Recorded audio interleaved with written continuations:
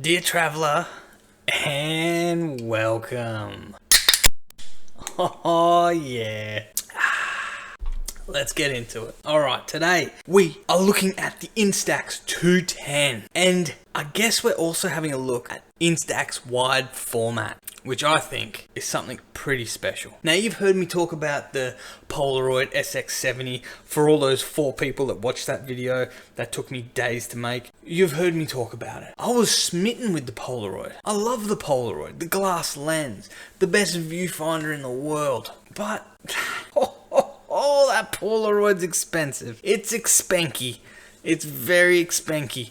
And on top of it being so expenky, you would expect, if you're paying premium dollars, I want to get premium product. Now, I will say, Polaroid gives out some amazing looks, some amazing vibes. Let's go down that track. Let's say vibes. But it's so inconsistent. It's ridiculous. Like a pack of 8 Polaroid pictures. You'd be pretty lucky if all 8 turn out, okay? I'd say 6. If you get 6 images that turn out of the 8, you're doing pretty well. Yeah, I'm sure there's the random person who always gets 8 who's going to prove me wrong. But generally speaking, they're a little bit unreliable. And when you're spending so much, it hurts. Or when you get a blank frame out of that thing, it hurts. The images are just so, like the colors and it's just all mushy, and I get that it's a bit of a vibe. I get it. And it was fun, man, but Instax is just so stable. It's not affected by weather or heat half as much as what Polaroid is. Polaroid. Oh, get the Polaroid. So we're going to be talking about the wide format. We're going to be talking about Instax. You know this is going to be a rant. You can already feel it in your bones. You can feel it in your waters.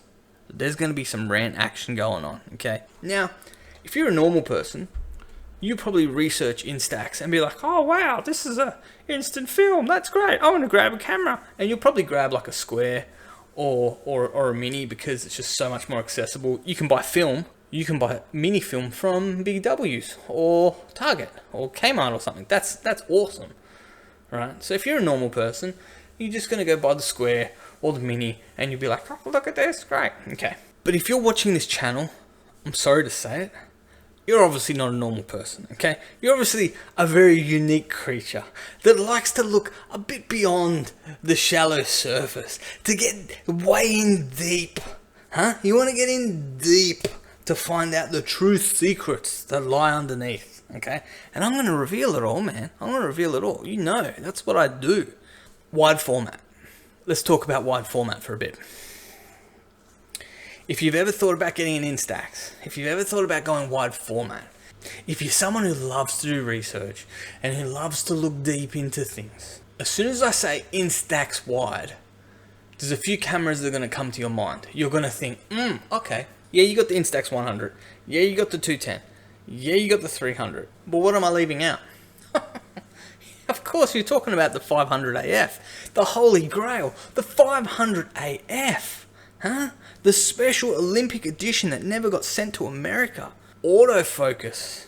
You're talking about the one and only autofocus Instax camera. There's only one, the AF500. And the thing's old, man. It's like 90s. I'm pretty sure it's 90s. It's got a plastic lens. But apparently that lens is so good.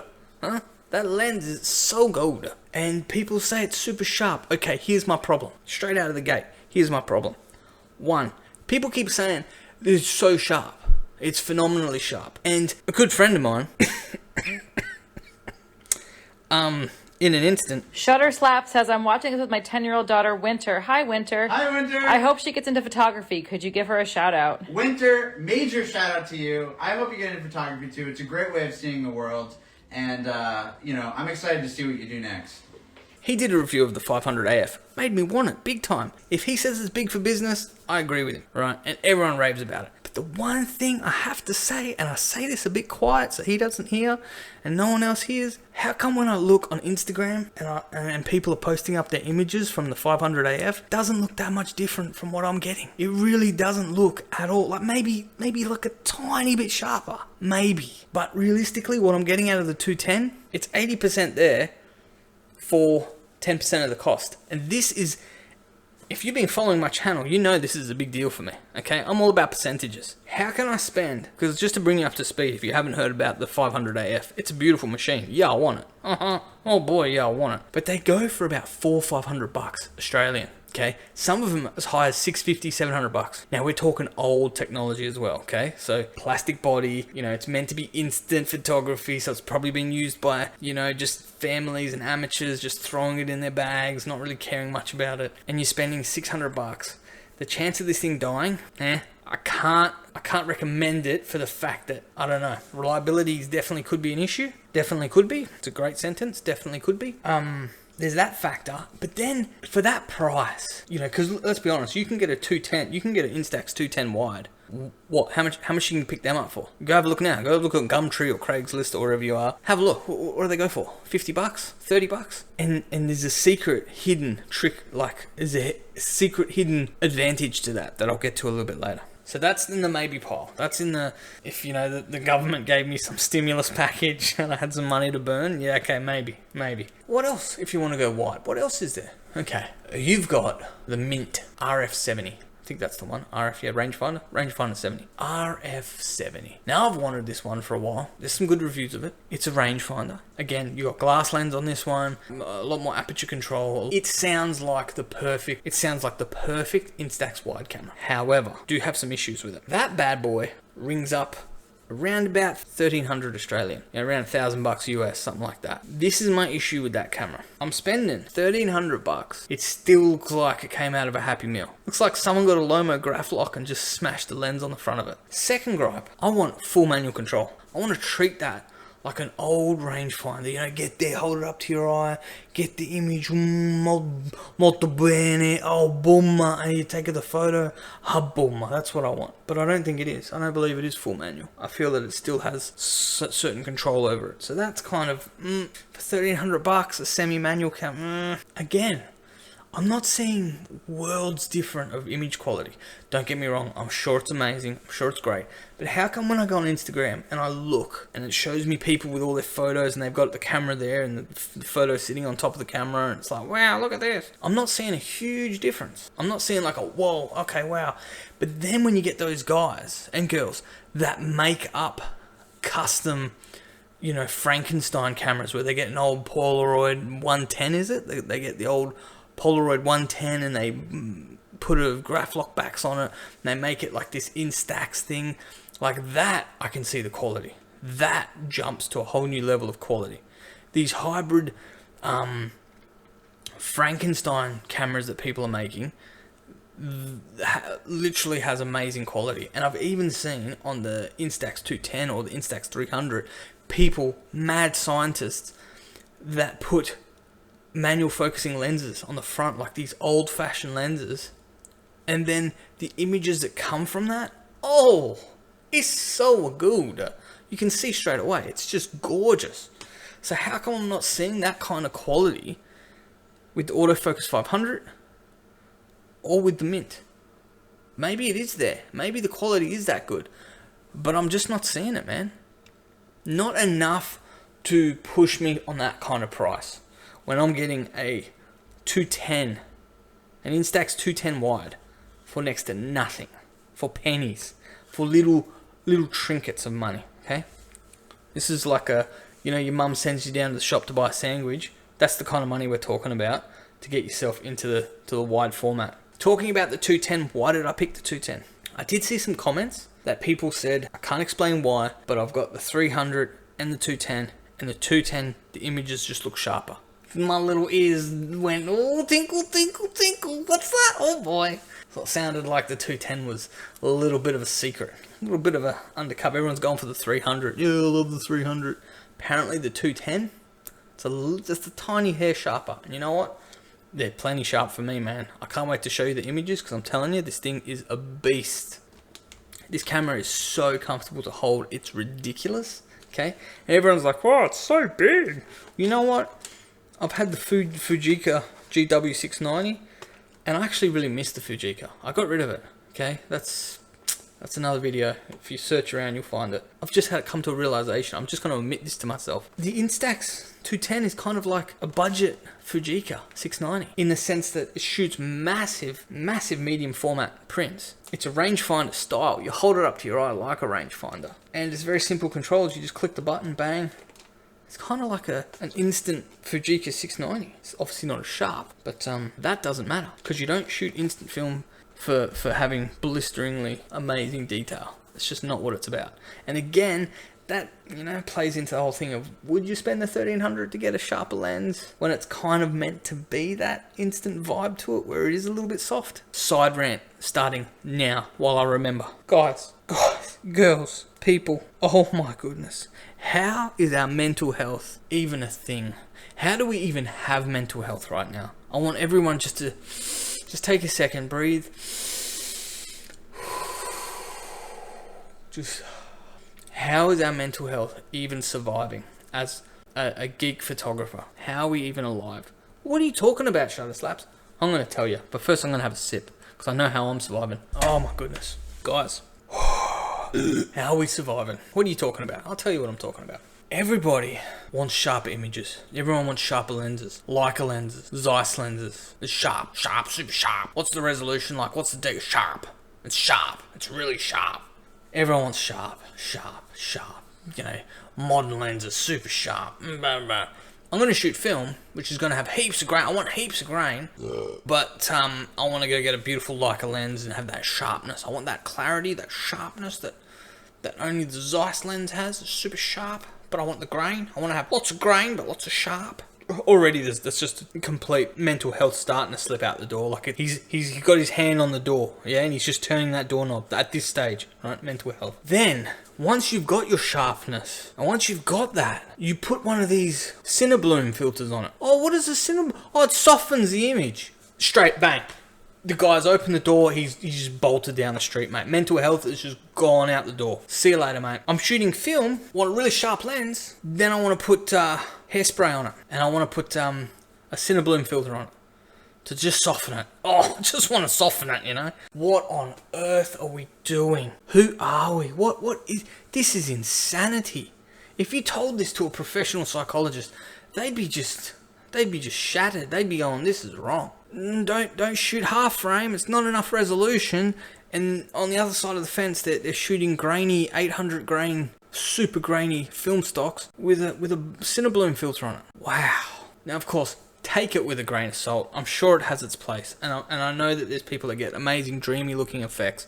But the bit that kills me is how come we put so much emphasis on what's sharp, and this is a crap lens, or this is a bad lens, this is a good lens, this is how it should be, that you shouldn't use that, gotta have all these super sharp, great rendition, and then you go and put another filter on it that just takes away half of the quality. You might as well have just saved your pennies, bought yourself just a cheap little point and shoot camera and just forget about it, mate. It's got a built-in Cinebloom. Oh, you got fungus in the lens? It's a Cinebloom, mate. Forget about it.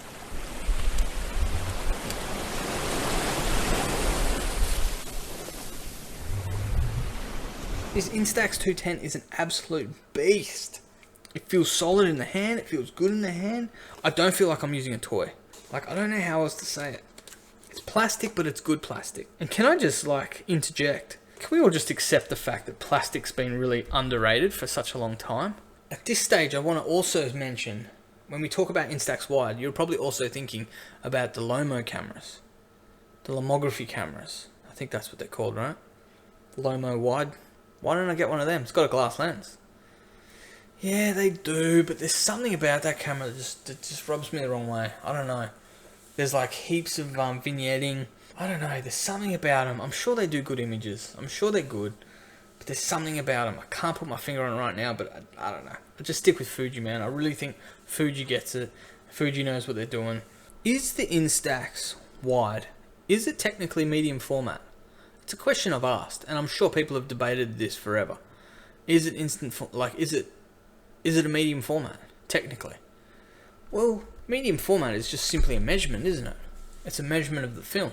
Anything over a certain measurement is deemed medium format. And what is that measurement? Let me see if I can grab my little clicker here. Let me misspell it 3 times. 24 by 36 millimeter is referred to as a 35 millimeter. Then when you go to medium format, and you start off with 645 is termed medium format, and that is 56 by 42 millimeter. The images that come out of the Instax wide, how big is that? Oh, got to get another window open. See how much work I got to do? This is like a job. Instax wide film size. Wham. Okay, here we go.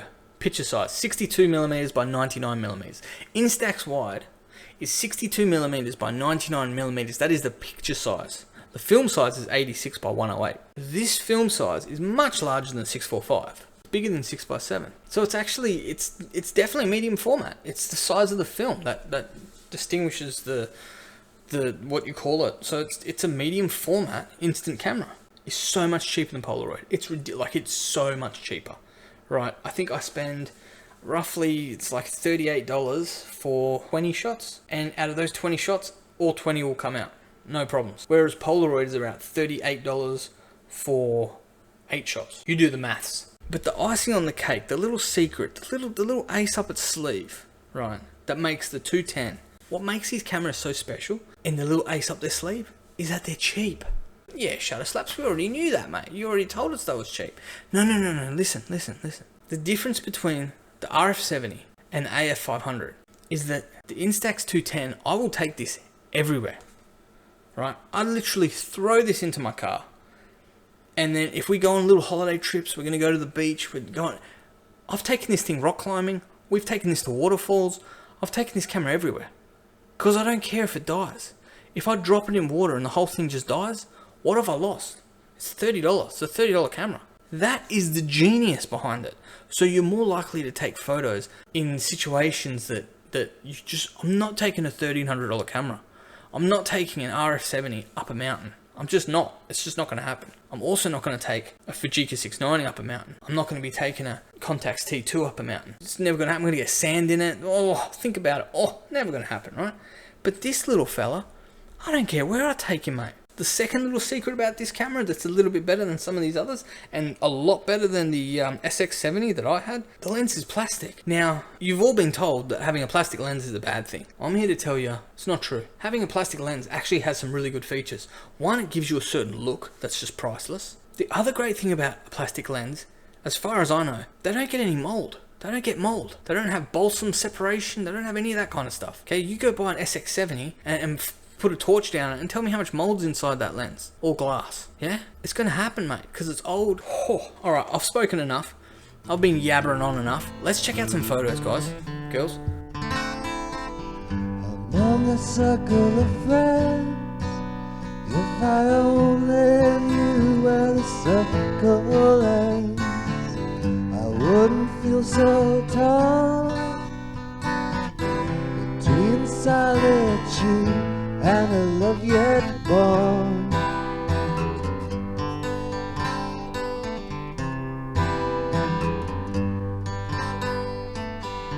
Forever from afar, always drives in a phantom car, whether night or day, I feel a shadow come my way.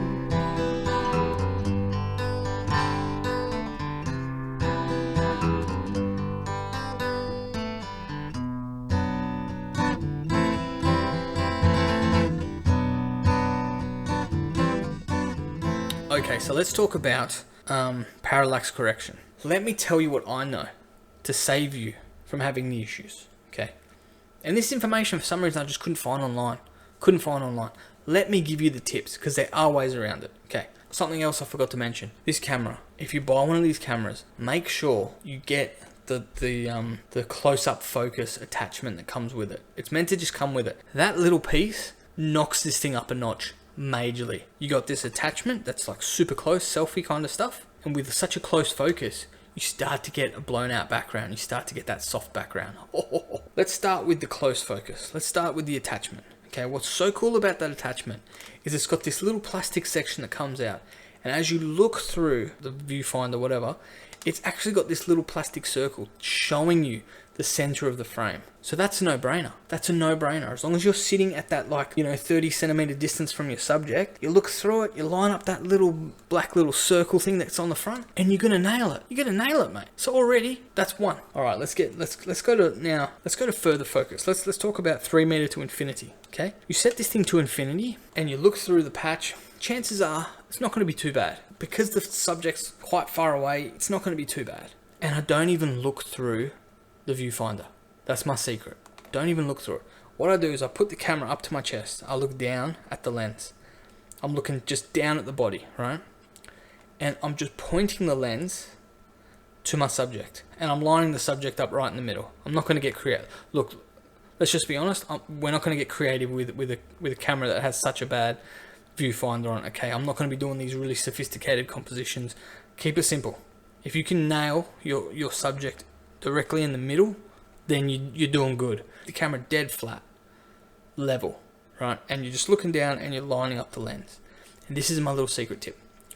Once I've got it, so it's lined up, the camera's dead flat, I just tilt it down just tiny bit. Like I'm talking 2 or 3 degrees. I'm just tilting that lens down just the teeniest bit. If I'm doing a portrait, I don't want their head to be at the middle of the frame and then the rest to be blue skies. No, I want their head to be, 70% of the frame, and then they've just got a small section of sky above them. So what I'll do is I'll point the lens at them, and then I'll just tilt it down just a tiny bit, a couple of mil. The trickiest distance with parallax correction is the 0.9 to 3 meters. That is the trickiest one. That is the one you're going to stuff up again and again and again, and you're going to want to throw this dang camera in the lake. Okay? But have faith. Just have faith.